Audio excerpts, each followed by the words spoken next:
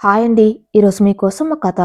కథలోకి వెళ్తే, స్వాతంత్రం వచ్చిన తర్వాత ఎంతగానో నాగరికత పెంచుకున్న దేశం మంది.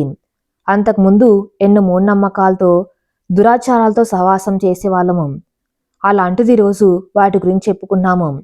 వాటిని తుడిచిపెట్టే ఆలోచనలు ప్రజల్లోకి తీసుకువస్తున్నాము. కానీ ఇంకా కొందరు వాటితోనే సంచరిస్తున్నారు, పాటిస్తున్నారు. అన్నీ మారుతున్న తరుణం, సతీ సహగమనం అంతకు మించింది. అయినా కొంతమంది ఆడవారికి భర్త పోతే ఆమెను ఇంక నీచంగా కించపరుస్తూనే ఉంటున్నారు. భర్త పోయిన భార్యను ఉదయాన్ని చూస్తే దరిద్రమని, శుభకార్యాలకు వారిని దూరంగా ఉంచాలి అని, తెల్ల చీర కట్టుకొని బొట్టు లేకుండా గుండు చేయించి ఒక మూలన కూర్చోబెట్టాలి అని, చేతికి గాజులు, మెల్లో తాలి, నగలు, కాలికి పట్టీలు, కాలివేలికి ఉన్న మెట్టెలు అన్ని తీయించి చచ్చిన శవంలా పక్కన కూర్చోబెడతారు. ఇక మారరా, కేవలం స్త్రీలకెందుకు ఇంత శిక్ష? అడిగేవారు లేక. అలాంటి వారు నోరు ముయించాలి. భర్త పోయినంత మాత్రాన ఆ ఆడపిల్ల నీకు అక్క, చెల్లి, తల్లి కాకుండా పోతుందా? ఎందుకింతటి వ్యత్యాసం?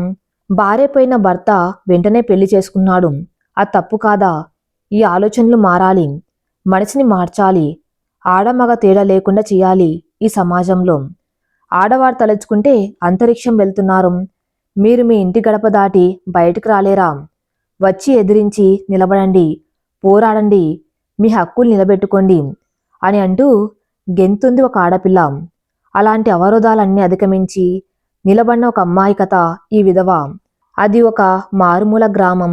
ఎంతో అభివృద్ధి చెందిన మన దేశంలో అసలు మార్పు రాని ఊరు అది. మార్పు తీసుకొని రావాలి అనుకున్న ప్రతి ఒక్కరిని తరిమి కొట్టడం తప్ప మారాలి, మార్పు మంచిదే అన్న ఆలోచన ఆ ఊరి జనాలు కలగలేదు. ఎన్నో ఆశలతో జీవిస్తున్న మయూరి జీవితంలోకి పెను తుఫాను వచ్చి పడింది. 16 సంవత్సరాలు నిండాయంతే తండ్రి ఆమెకు పెళ్లి సంబంధాలు వెతుకులాట్లో పడ్డాడు. తండ్రికి ఎంతగానో నచ్చేపే ప్రయత్నం చేసింది, కానీ ఆ ఊర్లో జనాలకి భయపడి గొంతెత్తున్న కూతురు నోరు మూసేశాడు. తల్లి కూడా భర్త మాటకు అడ్డు చెప్పలేదు. అప్పుడే ఒక సంబంధం వచ్చింది. ఆ వ్యక్తి 70 సంవత్సరాలు, ఎంతో ఆస్తిపరుడు. ముందు వెనక ఇంకెవ్వరు లేరు. పెళ్లి చేస్తే పిల్లకి ఆస్తి అంతా అనే ఆలోచనలో తండ్రి ఆ సంబంధానికి ఒప్పుకున్నాడు. మయూరి తల్లి దగ్గరికి వెళ్ళి, నా వయసెంత, ఆ వ్యక్తి వయసెంతమ్మా? ఎందుకు నాన్న ఇలా చేస్తున్నారు? అలా చేయొద్దు అని చెప్పమ్మా. డబ్బు లేకపోయినా పర్వాలేదమ్మా, కొన్నాళ్ళు మీతో ఉంటాను. నాకు చదువుకోవాలి అని ఉంది. చదువుకొని మంచి స్థాయికి వెళ్ళాలి అని ఉంది. ఆ ముసలి వ్యక్తిని పెళ్లి చేసుకుంటే నన్ను చదివివ్వరు కదా. అమ్మ దయచేసి ఏదో ఒకటి చెయ్యి అని బ్రతిమలాడుతుంటే తల్లి ఏడుస్తూ నన్నేం చేయమంటావు చెప్పమ్మా, నీ మాత్రం ఏం చేయగలను? అడిగినా నన్ను తిట్టి కొడతారు. తప్పితే నా మాట వింటారా? చెప్పు అని పక్కకు గెంటి లోపలికి వెళ్ళిపోయింది. మయూరి ఏడవటం తప్ప ఆ పరిస్థితిలో ఇంకేం చేయలేకపోయింది. పెళ్లిని ఎంతో వ్యతిరేకించినా పని అవ్వకపోవటంతో ఇంట్లో వాళ్ళు పెళ్లికి సిద్ధం చేశారు ఆమెను. 2 రోజుల్లో పెళ్లి, అది తాతగారి వయసు ఉన్న ఒక వ్యక్తితో. నా చదువు మొత్తం ముగిసిపోయినట్టేనా అయితే అని ఎన్నో పిచ్చి పిచ్చి ఆలోచనలు ఆ మదిని సతమతం చేస్తూ ఉంటే మయూరికి ఊపిరి అన్నట్టు అనిపించింది. అన్ని పనులు అయిపోతున్నాయి, ఆపేంత ధైర్యం లేదు. ఇది తప్పని చెప్పేంత పెద్దది కాదు. నా జీవితాన్ని నన్ను బతకనివ్వండి అని అడిగే సాహసం చేయలేకపోయింది. పెళ్లి ముహూర్తం రానే వచ్చింది. మయూరిని మండపంలో కూర్చోబెట్టారు. కూర్చొని పూజ పనులు పూర్తి చేసిన తర్వాత పెళ్లి కొడుకుని తీసుకొని రమ్మన్నారు పంతులు గారు. మయూరి తల ఎత్తి అతని వైపు చూసింది. ఆ వ్యక్తి ఒక్క శరీరంతో, నల్లని చర్మం, ఎముకలు తప్ప కండ మాత్రం కనిపించడం లేదు. కళ్ళు లోపలికి వెళ్ళిపోయాయి. దవడలు లోతుకు వెళ్ళిపోయి ఒళ్ళంతా ముడతలు పడి వంగిపోయి ఉన్నాడు. అతన్ని మండపం వైపుకి ముగ్గురు సహాయంతో తీసుకొస్తున్నారు. తల్లి మనసు మొత్తం బాధతో నిండిపోయింది. తండ్రి మాత్రం కోట్ల కథపతి అయిపోతుంది కూతురని తెగ ఆనందపడిపోతున్నాడు. చెల్లెలిద్దరికీ కంగారు పుట్టింది. మనకిలాంటి భర్తల్ని తీసుకుని వస్తాడేమో నాన్న అని. అన్నీ అలా ఉండగా అతి కష్టం మీద ఆ ముసలి వ్యక్తిని మండపంలో మయూరి పక్కన కూర్చోబెట్టారు. మంగళ వాయిద్యాల మధ్య కళ్ళు కూడా సరిగ్గా కనిపించకపోవటంతో ఇంకొకరి సహాయంతో మయూరి మెల్లో ఆ వ్యక్తి తాళిని కట్టాడు. అతి కష్టం మీద 3 ముళ్ళు వేశాడు ఆ వ్యక్తి. గుండెల నిండా బాధను పెట్టుకున్న తల్లి అక్షింతలు వేస్తుంది. చెల్లెళ్ళిద్దరూ దూరంగా నించొని జరుగుతుంది చూస్తున్నారు. తండ్రి కింద ఉన్న వారితో కబుర్లు చెప్తున్నాడు. బజాబంత్రీలు గట్టిగా మోగిస్తున్నారు. మయూరి పక్కన కూర్చున్న ఆ వ్యక్తి ఒక్కసారి గుండెని పట్టుకున్నాడు. అబ్బా అమ్మా అని అరవసాగాడు. అరుస్తూ స్పృహ తప్పి పడిపోయాడు. అతను అలా పడగానే అందరు కంగారు పడి అతన్ని లేపే ప్రయత్నం చేస్తున్నారు. కాని మయూరి ఎలా కూర్చోబెట్టారో అలానే కూర్చొని ఉండిపోయింది. ఏమైంది అని కూడా పక్కకి తిరిగి చూడలేదు. ముఖం మీద నీళ్లు కొట్టి లేపే ప్రయత్నం చేశారు కానీ ఉలుకు పలుకు లేకుండా పడి ఉన్నాడు ఆ వ్యక్తి. దాంతో వైద్యుణ్ణి పిలిపించారు. ఊపిరి సరిగ్గా తీసుకోలేకపోవటంతో అందరూ కంగారు పడుతున్నారు. అప్పుడే వైద్యులు లోపలికి వచ్చి మంచం మీద ఉన్న అతన్ని పరీక్షించాడు. క్షమించండి, అతనిక లేరు అని చెయ్యి వదిలి అక్కడి నుంచి వెళ్ళిపోయాడు డాక్టర్. అంతే, అప్పటి వరకు పెళ్లి సందల్లో ఆనందం పరవళ్ళు తొక్కిన ఆ ప్రదేశం ఒక్కసారిగా శోకసంద్రంలో మునిగిపోయింది. అంతటి శోకంలో కూడా ఒక్క కన్నీటి బొట్టును కూడా వదలలేదు మయూరి. మండపంలోనే అలా కూర్చొని ఉండిపోయింది. అందరూ అక్షింతలు వేసిన చేతులతో కన్నీళ్లను తుడుచుకుంటున్నారు. మండపంలో ఉన్న కూతుర్ని తల్లి వెళ్ళి తీసుకొచ్చి శవం ముందు కూర్చోబెట్టింది. తల్లి, ఏమైందమ్మా, ఎందుకలా బిగుసుకుపోయి కూర్చున్నావు అని అడగ్గా మయూరి తల్లివైపు చూసి, దీనిలో నీకు అంత ఆశ్చర్యం కలిగించే విషయం ఏముంది చెప్పు. ఇంతటి ముసలివాన్తో నాకు పెళ్లి చేసినప్పుడే నువ్వు నిశ్చయించుకోవాలి నా కూతురు త్వరలో విధవ కాబోతుంది అని. దీనిలో ఆశ్చర్యం కలిగించే విషయం ఏమిటంటే ఇంత త్వరగా అవుతాననుకోలేదు. అంతే కదా అని అడిగింది. ఆమె ప్రశ్నకి ఎవరి దగ్గర సమాధానం లేదు. అక్కడ ఉన్న పెద్దవాళ్ళు, ఏ మాధవ, నీ కూతురు నోరు అదుపులో పెట్టు, అందరి ముందు మాట్లాడే మాటలా ఇవి కాస్త తగ్గమని చెప్పు. అంతేకాకుండా భర్త పోయిన భార్య ఏం చేయాలో వివరించు నీ కూతురికి అని అన్నాడు. ఆ ఊరి ఆచారం ప్రకారం భర్త పోయిన భార్య మయూరి ఏదో చెప్పబోతూ ఉంటే మయూరి తండ్రి ఆమెను ఆగమని అరిచాడు. ముందు నన్ను మాట్లాడనివ్వు అని ఆమెను మాట్లాడనివ్వలేదు. మయూరి కూడా ఏం మాట్లాడకుండా వాళ్ళు ఏం మాట్లాడతారో వినాలి అని నిశ్శబ్దంగా ఒక పక్క నించొని ఉంటుంది. ఆ ఊరి ఆచారం ప్రకారం భర్త పోయిన భార్యల నుంచి అన్ని నగలు వస్తువులు తీసుకుంటారు. గాజులు చేతికుండగానే గల్లున చెల్లగొట్టిస్తారు. మెల్లో నుంచి తాలిబొట్టును తెంపి బొట్టు చెరిపేసి తలనీలాలు మొత్తం తొలగించేసి ఒక తెల్ల చీర కట్టి ఆమెను డప్పులు మోగిస్తూ ఊరి చివర ఉన్న విధవల గ్రామంలోకి తీసుకుని వెళ్ళి వదిలేస్తారు. భర్త పోయిన భార్యలను వారు దురదృష్టంగా భావించి అక్కడికి పంపించేస్తారు. ఎంతోమంది ఆడవారు అక్కడ జీవనం సాగిస్తూ ఉన్నారు. ఆ గ్రామానికి మయూర్ని కూడా పంపాలి అని అందరూ అంటున్నారు. వారు చెప్పిన అన్ని మాటలు విని మయూరి పైకి లేచి, ఏంటి, నేను ఆ గ్రామానికి వెళ్ళాలా? కుదరదు, నేను వెళ్ళను.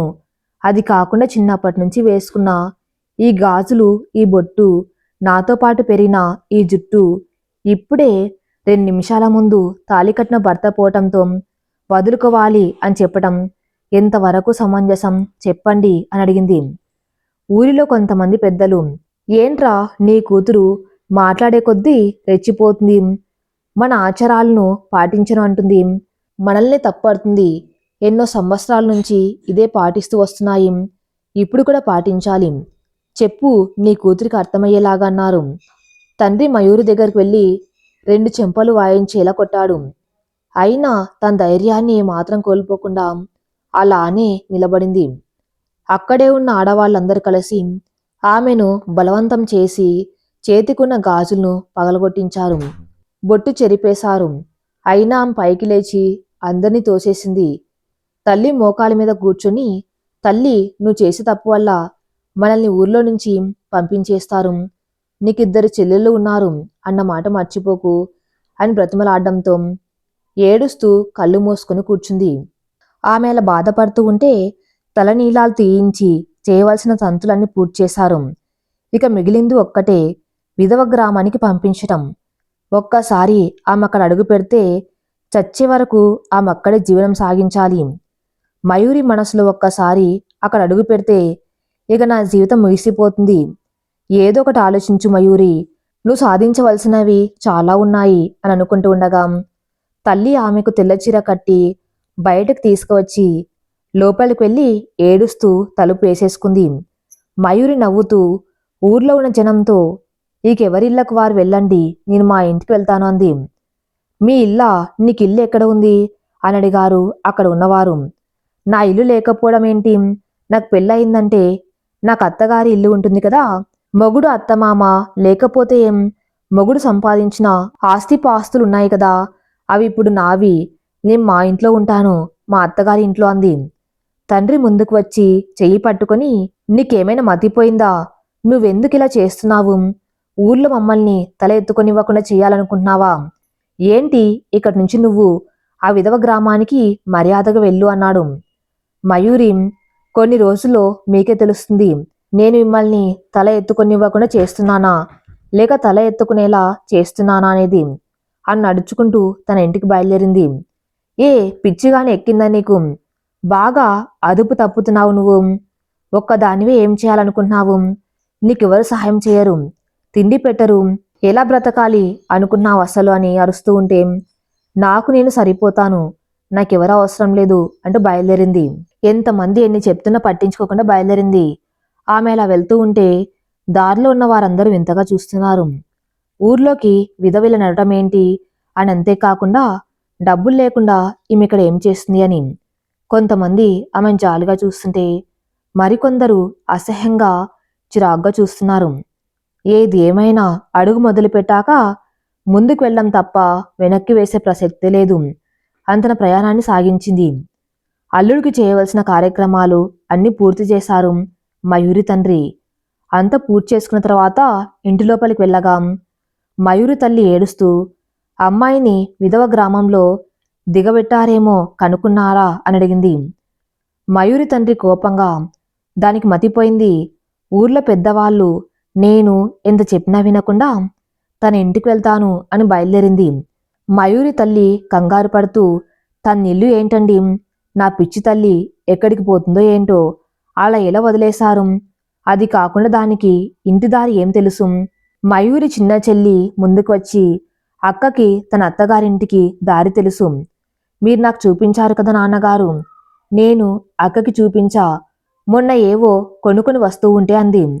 మయూరి తండ్రి ఉన్న పలంగా కింద పడి ఊరిలో జనాల మాటలు భుజాన వేసుకొని ఆ ముసలి వ్యక్తికి మన బంగారాన్ని కట్టబెట్టాను, వద్దు అని ఎంత చెప్పినా నేనే వినలేదు, తనకిలాంటి పరిస్థితి వస్తుంది అని నేను అస్సలు అనుకోలేదు, తన కష్టాలకి నేనే కారణమంటూ తల బాదుకున్నాడు. ఊర్లో పెద్దలకి భయపడి తన దారి తన్ను చూసుకోమని వదిలేసిన ఆ తండ్రి నిస్సహాయతను క్షమించు తల్లి అని బాధపడుతున్నాడు. అవునండి, అమ్మాయి ఇప్పుడు ఎలాంటి పరిస్థితిలో ఉందో ఏంటో. ఆ ఊరి పెద్ద మయూరి వెళ్తున్న దారిలో కొంతమంది జనాన్ని పెట్టించాడు. అలా ఊర్లోంచి వెళ్తూ ఉంటే అందరూ కలిసి ఆ మీద రాళ్లతో దాడి చేయడం మొదలుపెట్టారు. సూదిలాంటి రాళ్లతో దాడి చేయడంతో రాళ్ళు ఆమె చర్మం లోపలికి వెళ్ళి తోలు ఎముక నుంచి రక్తం కారిపోతుంది. అయినా సరే వాళ్ళు కొట్టడం ఆపలేదు. ఆమె తన నడక ఆపలేదు. వారి దగ్గర ఉన్న రాళ్ళు అన్నీ అయిపోయాయి. రక్తం అలా చిందిస్తూ తన ఇంటి వైపుకి అడుగులు వేస్తుంది. చాలా రక్తం పోయింది, అయినా అలా అని వెళ్తుంది.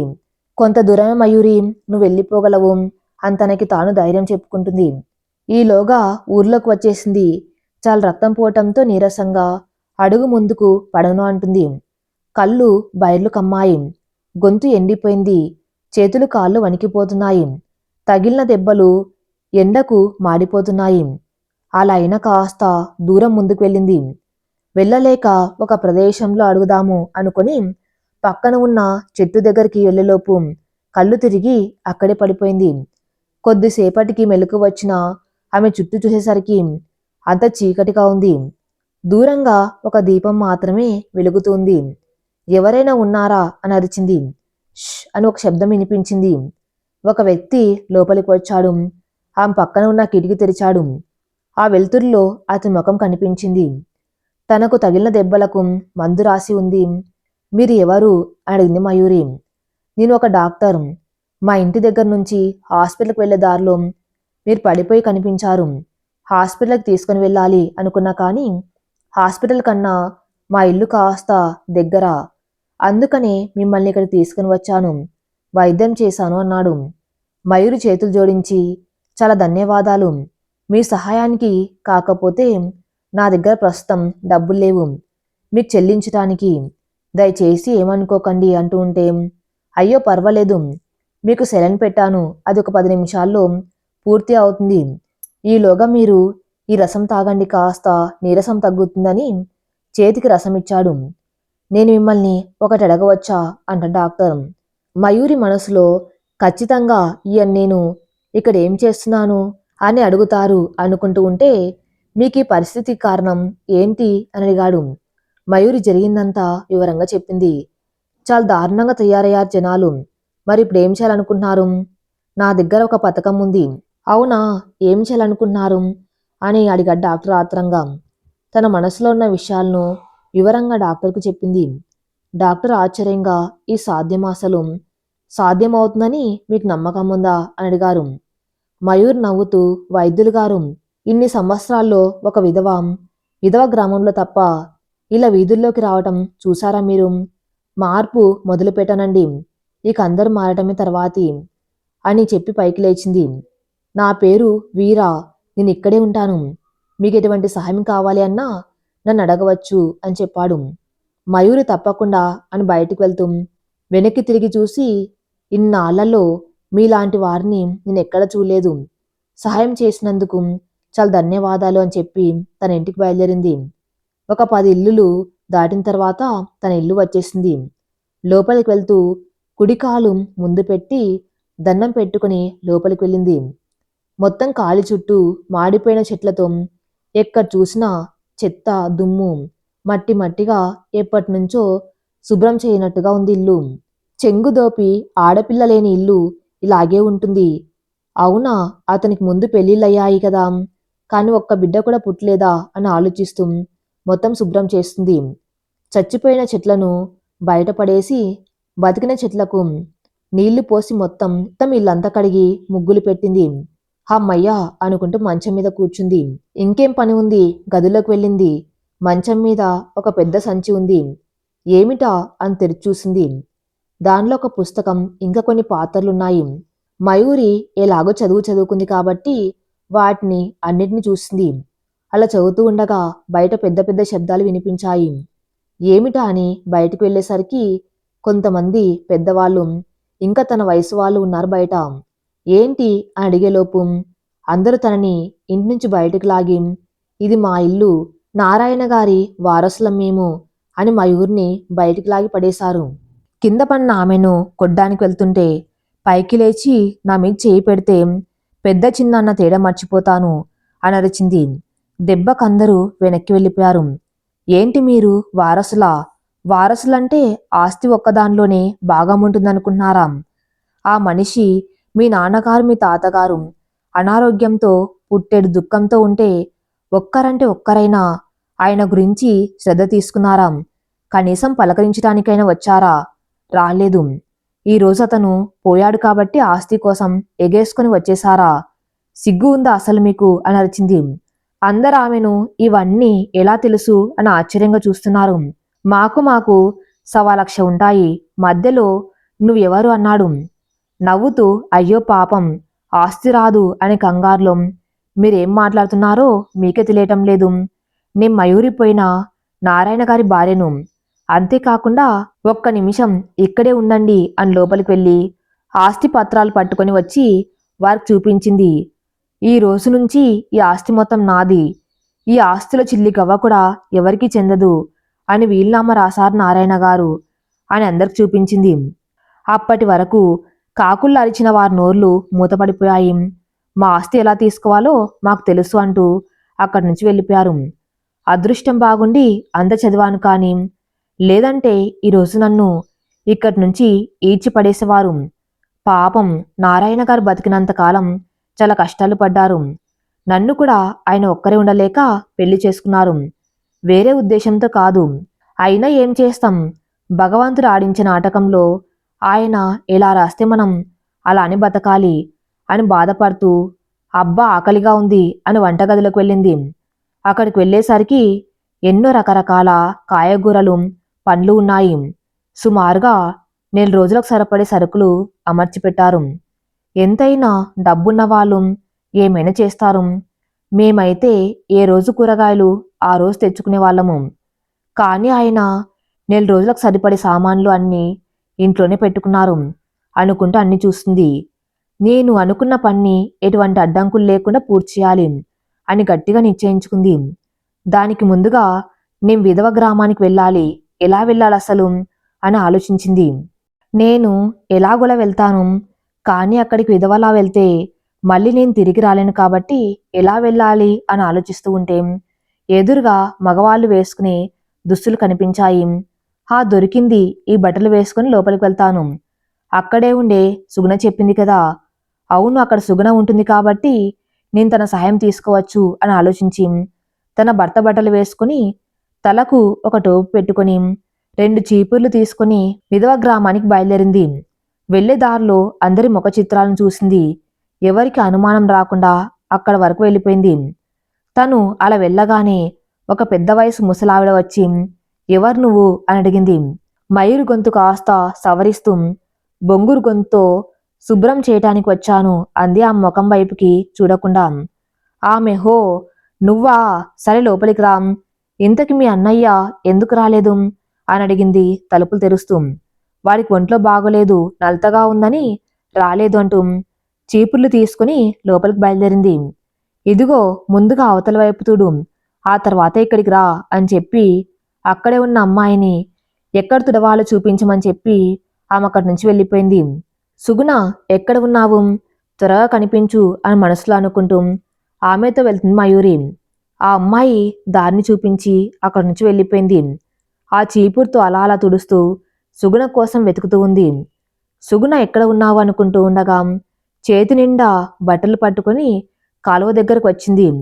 ఎవరా అని చూసింది మయూరి. తనే కదా మా సుగుణ, చాలా ధన్యవాదాలు దేవుడా అని మనసులో అనుకుంటూ ఆమె దగ్గరికి బయలుదేరింది. తన దగ్గరికి వెళ్ళి సుగుణ అని పిలిచింది. ఆ మాట విన్న తను వెంటనే చీర చెంగు తీసుకుని తల మీద నుంచి కప్పుకొని ఎవరు అంది.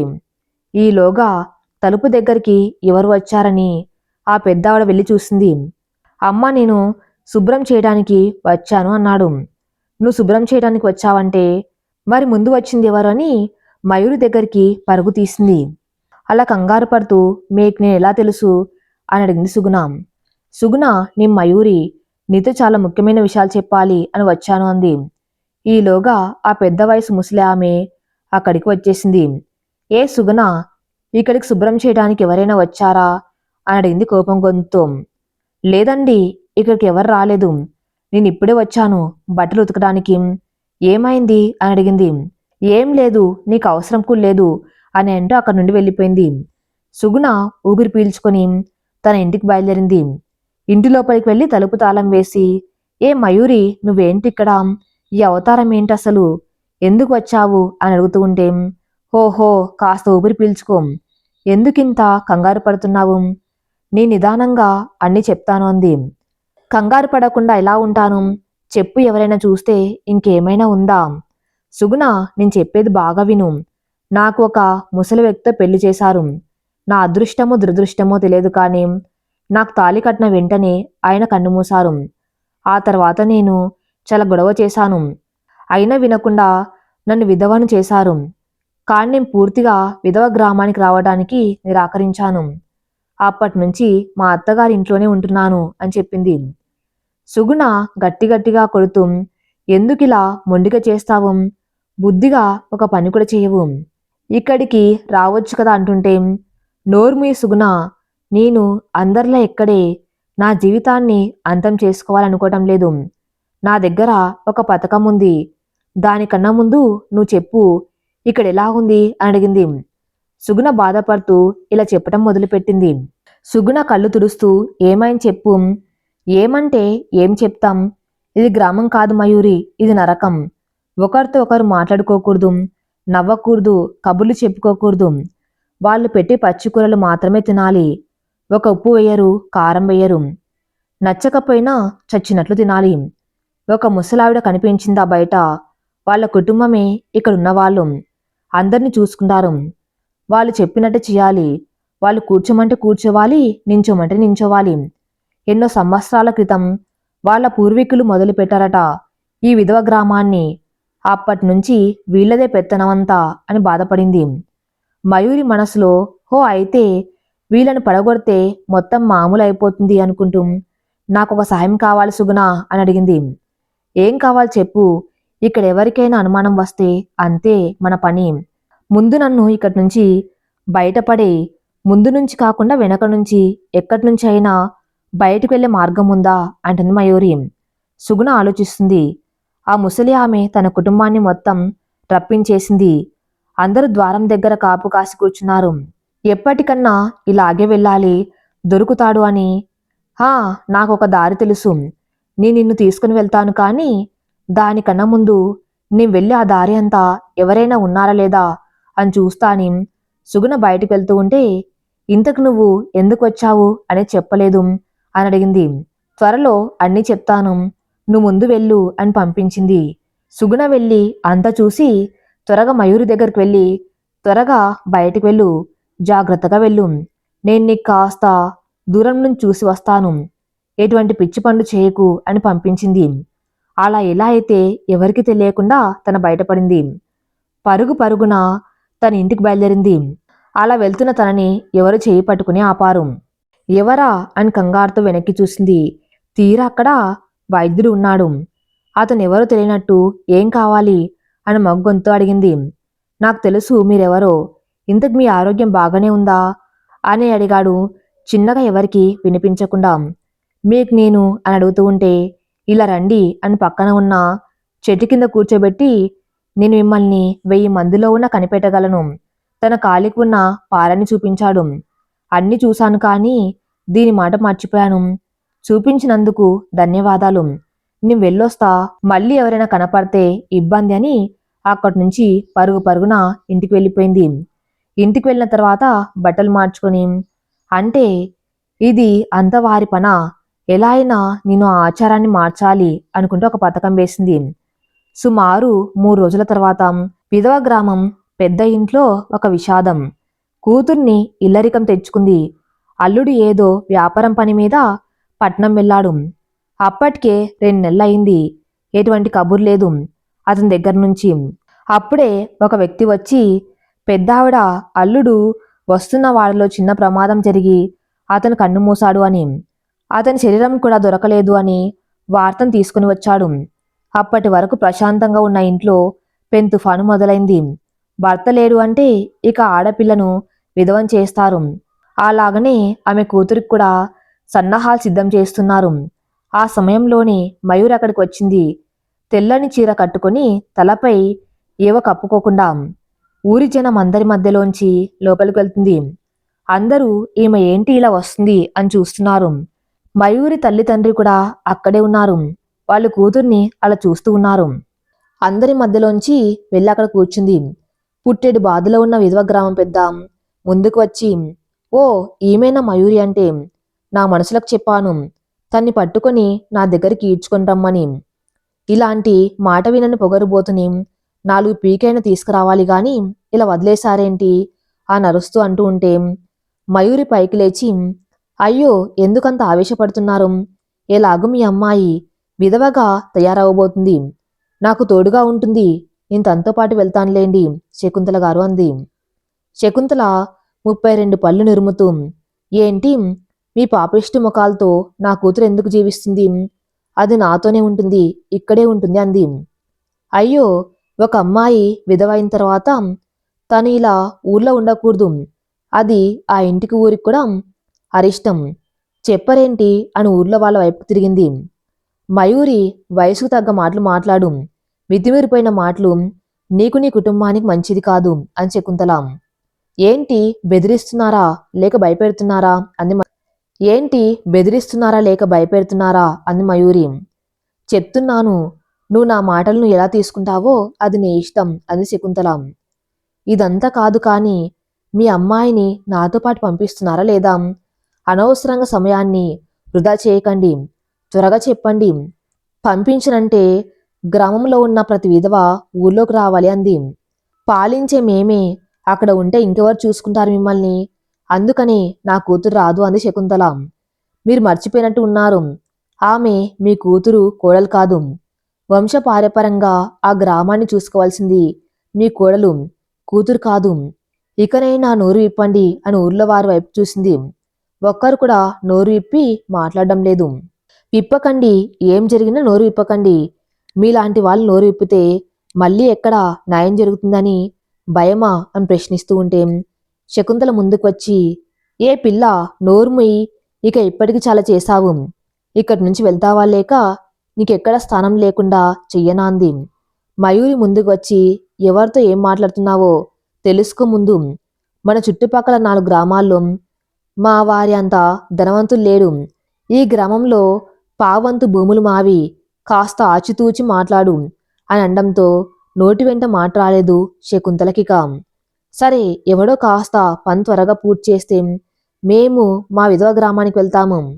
కుదరదు, నేను నా కూతుర్ని పంపించడానికి ఒప్పుకోను అని తెగేసి చెప్పింది శకుంతల. అదేంటి, నీకొక న్యాయం మాకొక న్యాయమా? నీ కూతుర్ని పంపించకపోతే మిగిలిన వారికి కూడా మన గ్రామానికి తీసుకుని రావాలి. విధవలకు వేరుగా గ్రామం ఉండకూడదు, అందరితో సమానంగా వారు జీవించాలి. భర్త పోయిన పుట్టెడు దుఃఖంలో ఉండే ఆమెను పుట్టింటి వారు వదిలేసి, అత్తింటి వారు వదిలేసి, నీ చావు నువ్వు చావు అని ఒక గ్రామంలో పడేస్తే ఆమె ఎలా జీవిస్తుందో మీకు తెలుసా? ఆ బాధ ఎంత భయంకరంగా ఉంటుందో మీకు తెలుసా? బతకాల చావాలో అర్థం కాక, తిండి తిప్పలు సరిగ్గా లేక జీవోత్సవంలా ఏడుస్తూ బతుకుతున్నారు. వాళ్ళు మీకు ఎవరికి ఏం పట్టదా? అలా బాధపడే వారిని దగ్గరికి తీసుకొని ఓదార్చి హక్కును చేర్చుకుంటే వాళ్ళు కాస్త మామూలు అవుతారు అని చెప్తూ ఉంటే అందరూ తల దించుకొని వింటున్నారు. శకుంతల మోకాలి మీద పడి, వారికి అన్ని బాధలు పెట్టి నేను నా కుటుంబం చాలా తప్పు చేశాము, ఇప్పుడే వారందరికీ విముక్తి కలిగిస్తాను, అంతేకాని నా బిడ్డ నేను దూరం చేసుకోలేను అని బాధపడుతుంది. ఇలా అంటున్న శకుంతలతో ఒక ముఖ్యమైన మాట అని ఆపింది. కూర్చొని కంటతడి ఆరకుండా ఏడుస్తున్న తన కూతుర్ని ముందుకు తీసుకుని వచ్చి, బాధపడకండి, మీ భర్తకేం కాలేదు అని రామగారు అని పిలిచింది. వెంటనే అతను పక్కనే ఉన్న సందులోంచి వారి దగ్గరికి వచ్చాడు. నేను మీకు అందరి తల్లిదండ్రుల బాధను, ఒక విధవ బాధను, అక్కడ ఉన్న వారి బాధను తెలియజేయాలి అనేలా చేశాను. అంతకు మించి ఇంకేం చెడు ఉద్దేశం నాకు లేదు అంది మయూరి. నాకు రామగారు కొంతకాలం ముందు నుంచి తెలుసు, అయితే ఆయన మీ అల్లుడు అని మొన్ననే తెలిసింది. దాంతో నిన్న ఆయన రావడం గమనించిన నేను ఇలా చెయ్యాలి, అందరిని బయటపడేయాలి అనుకున్నాను.